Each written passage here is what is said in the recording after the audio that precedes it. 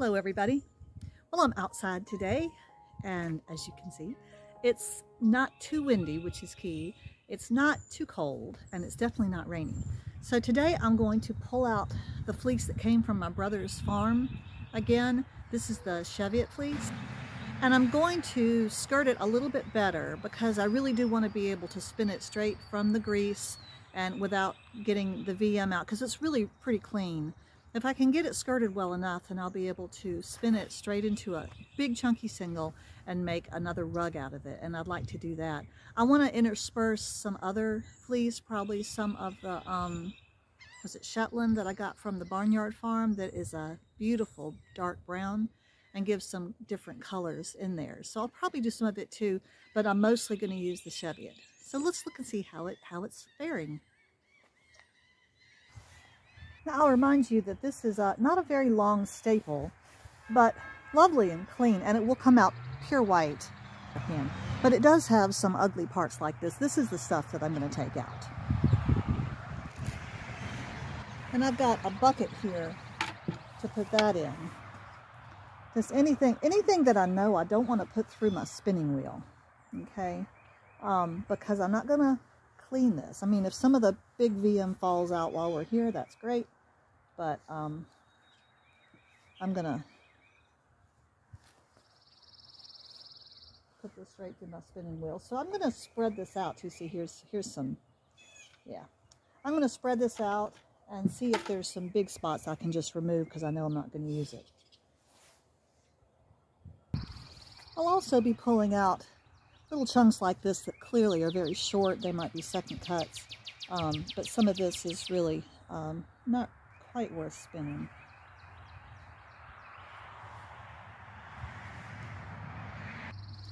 Here's a really big area with lots of dirt that I'm going to pull off.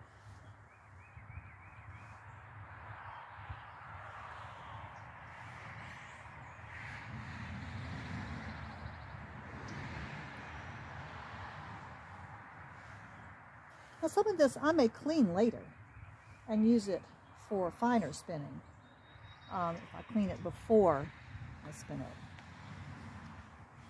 Some of it is very chunky dirt and poop.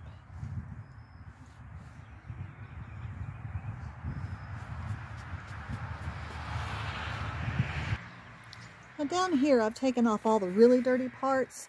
The only part that's really very dirty now are just the tips, which I'm going to allow them to stay. I've also pulled out some burrs. Those are important to pull out. They're kind of big. And then, and there might be big pieces of VM that I could take out. They're easy to take out, little sticks and stuff. Just kind of want to open it up. I can do that too as I'm spinning. And then I'm going to flip it over and see if there's any little second cuts, places where the shearer went back a little bit more and just cut some really short, there'll be little short kind of balls. There's also some pretty chunky VM on this side.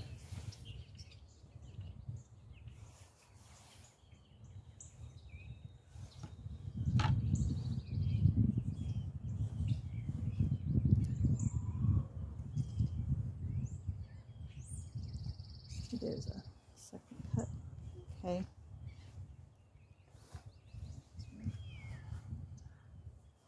All right. But Chris at the Pocket House Studio, who they make rugs like this for a living, gorgeous rugs, and have for many decades, she just encouraged me not to over-process the fleece if I want to make rugs out of it. But that's one of the biggest mistakes you make. All right, so when I get it to a point like this, now this is just me hoping I'm doing it right. When I get it to a point like this, I'm going to put it into a separate bag that's ready for spinning.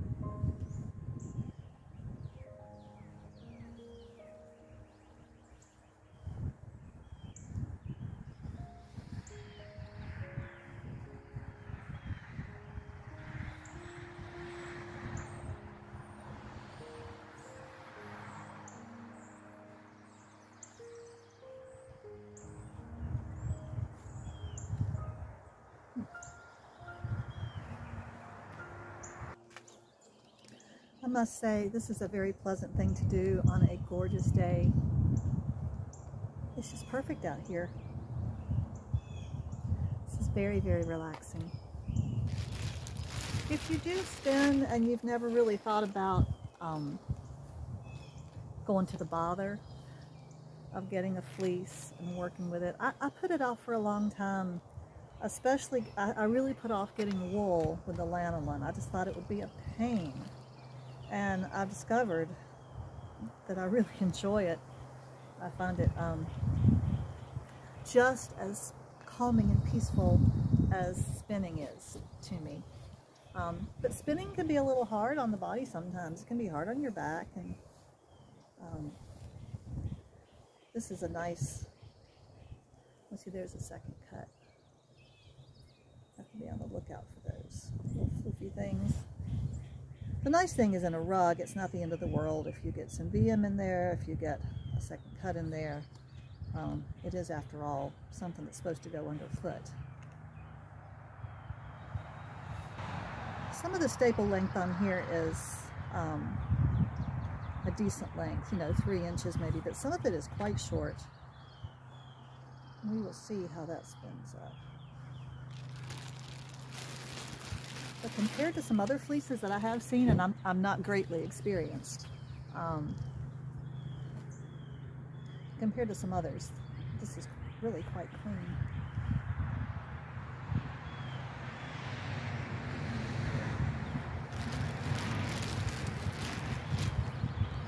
After I spin it into singles, some of you who watched me do this before know I will clean the singles then, and I'll put them through 3 baths with extremely hot water. Some of it, like this, really has kind of more VM in it. A lot of little VM. I do worry about that a bit. I can't really get it out here.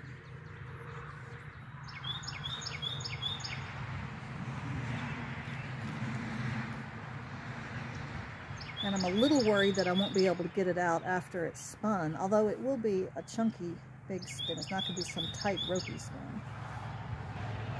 That's a question I would love to pose to Chris if I got a chance. I don't want to pester her, though. Some of this is quite short. Yeah.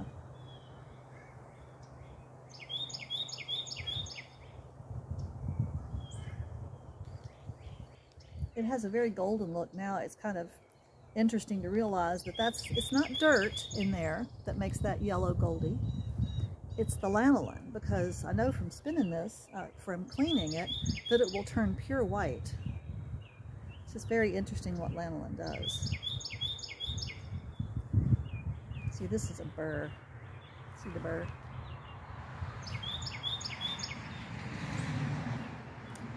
And I just pull the whole clump out with the burr. I don't try to remove the burr. That's a fool's errand.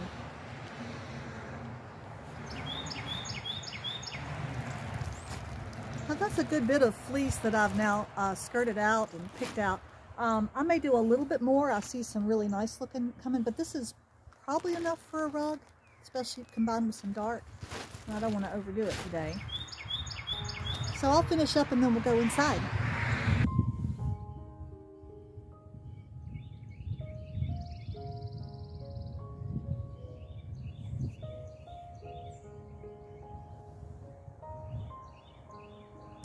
Okay, back at the spinning wheel. Now, in addition to my bag of Cheviot from my brother, here is just a chunk of the fleece that I pulled off from the Shetland. This is, the shepherd told me this is a cross between Shetland and Black Welsh Mountain. Let's see, there's some second cuts coming off the back. Yeah, this is the cut side next to the animal's skins. You can see how dark it really is. And this is the side that's out to the air. And I have picked out the biggest pieces of VM. The staple length on this is pretty comparable to the staple length of the Cheviot.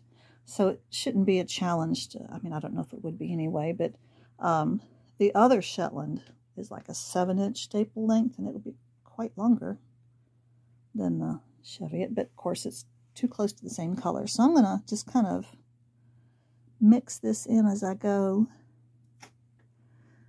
I'm one of those children who used to sit up at night picking the little pill pieces off of the blankets in the bed. And once you start, it's hard to stop. Or picking the pills off your sweater. This is a little bit like this, but not quite as much. But there are, you know, seeing little things like that. So we'll start here in just a minute. I may do it without you for a little bit until I feel comfortable filming myself. Make sure I know what I'm doing. Okay, first bobbin done. That's so fast. That's one of the things I like about this kind of spinning, is that it just goes so fast. And it's not fiddly. Now, if you like very tidy, orderly spinning, this is probably not for you. I don't know what to think about this brown stuff. It's, I don't know if you can, that light is kind of glaring on it a bit. But it's really beautiful. I did 2 passes of the white. And before I remembered that I was supposed to put brown on, so that I did one more, just one layer of white and of the brown in there. So we'll see how that works. I think I'll do that every time with each bobbin, and that'll give me a consistent application of the brown in the rug. I've got hot tap water in there, and I'm going to add a good bit of boiling water so that it's really hot to take the lanolin out. And then the last thing I add is my Dawn dish detergent. This is what I use a good bit, but not too much. And I don't want bubbles, so I just stir it in. And that's why I don't put any water in after that. Now that's pretty hot. It's even hot through my glove. And then I gently put this little bit of fiber. This is just 1 bobbin's worth of this fiber. And it's true, when I took it off on the Nitty Knotty, that I only was able to do, I guess I would call it 3 passes on the bobbin. I started at the far end, I came up to my end of the bobbin and back down with the white, and then I did 1 more pass up with the brown. And that's, I mean, I could have squeezed more on there, but I didn't see any point to do that. And because it's a single, and you're taking it off onto a Nitty Knotty, you know, usually I don't take something onto a Nitty Knotty unless it is plied, and when it's plied it has a lot more strength. But just the single, I try to be gentle with it and not apply too much pressure. Now I'm just pressing down on this. I'm not going to wring it or anything, obviously. Most of you guys out there know about this. Let me bring the camera in and show you how much dirt is there. I've got one more light I can turn on. This is the first wash. You can see it's pretty murky looking. I'll bring you back when I go into the second wash. All right, this is the first rinse. Remember, when you dump out that water, especially on the first wash, first rinse, to dump it outside and not put the lanolin down your drain. Now this water again is half and half, hot tap water and boiling water. It's quite hot.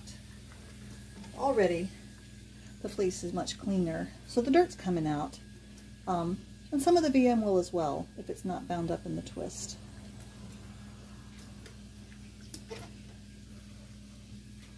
We'll leave that in there for just a little bit. You let it soak so that the VM will really come out.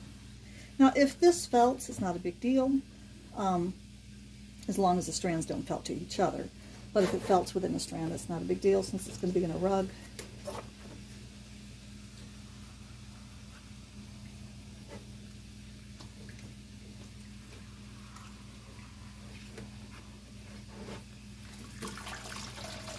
You can see how much whiter it is already. And of course the brown is also cleaner, you just can't see it as much. We're going to go dump this out. It's not quite as dirty as last time. That's a good thing. And this will be the second wash. Now you can see how much cleaner the second wash was. So we are really getting somewhere. Oops. Ooh. I was about to say I'm going to dump that outside, but it looks like I'm just going to dump it in my kitchen. But I will go dump it outside and give it a rinse And let's see where we stand. I might do a third wash. I usually do. Okay. Pardon my washing machine in the background. Now, I will say that normally I would spin up, you know, 4 bobbins of this and wash it all at the same time and save myself some labor. But today is a busy day, and so I really only had time to spin the 1 bobbin. But I thought I would go ahead and film this and see how it would do. Boy, that white is looking so fun. All right. So there's my rinse.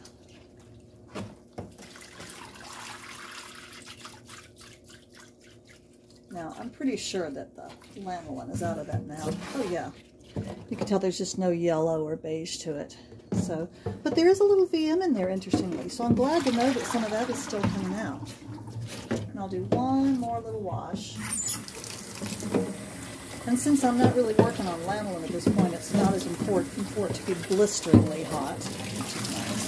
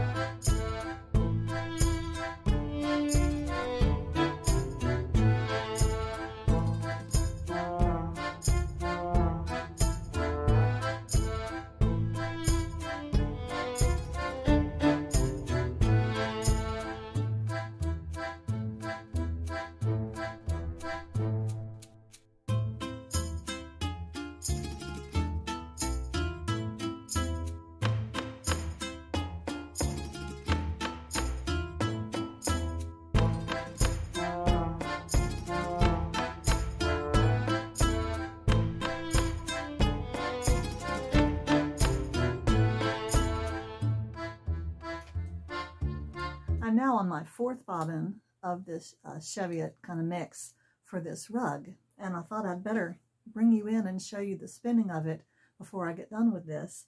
It's very chunky, loose spinning, and the fiber is pretty greasy and has a lot of little VM and dirt in it, but I'm just not seeing any of that. So let's look at what I'm doing.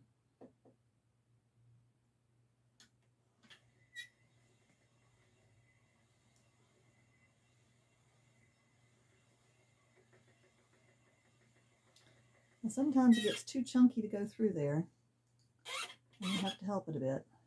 I've got my tension set pretty high, so it'll pull it in, but it doesn't always do what you want. I think that that'll also have trouble going in. Maybe it'll go. Try to get as chunky pieces as I can. I even let the second cuts go in. Oh, here's some VM. I do have to stop pretty often. This is very good practice for stopping and starting. It's a sign that you're getting better as a spinner when you can stop and start without having to touch anything.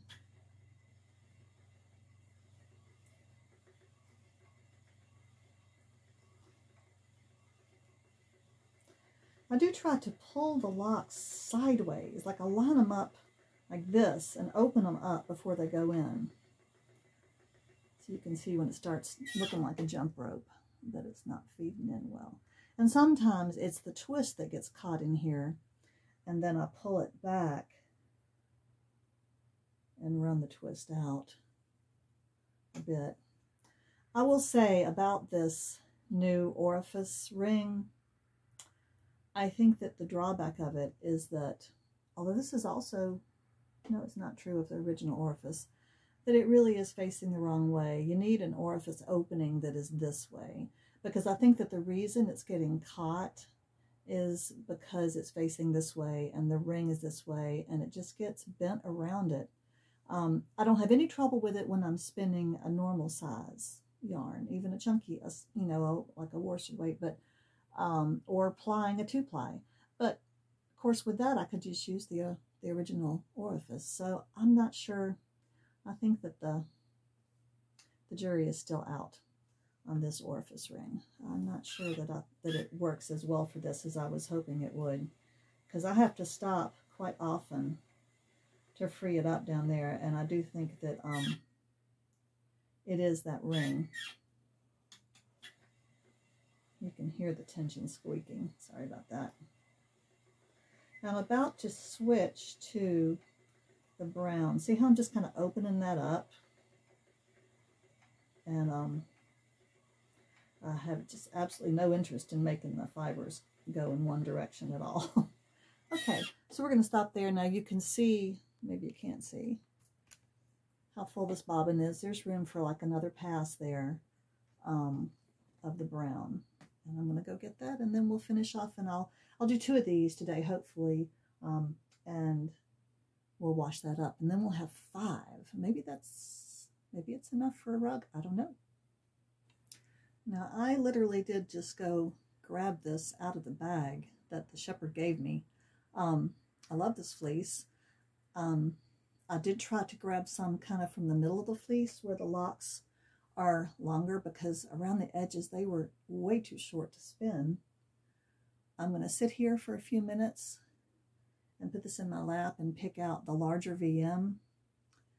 The Cheviot over here did have some burrs and stuff in it, but this is really very clean on the inside and just has larger VM on the outside. So isn't that fun? I just think, and the little teeny curly locks on the end are just absolutely something. Isn't that amazing? If I were a better spinner, I would get all those to stick out, but yeah, I'm not. So I'll pick at this, and then I'll add it on the end, and then we'll be done with this bobbin.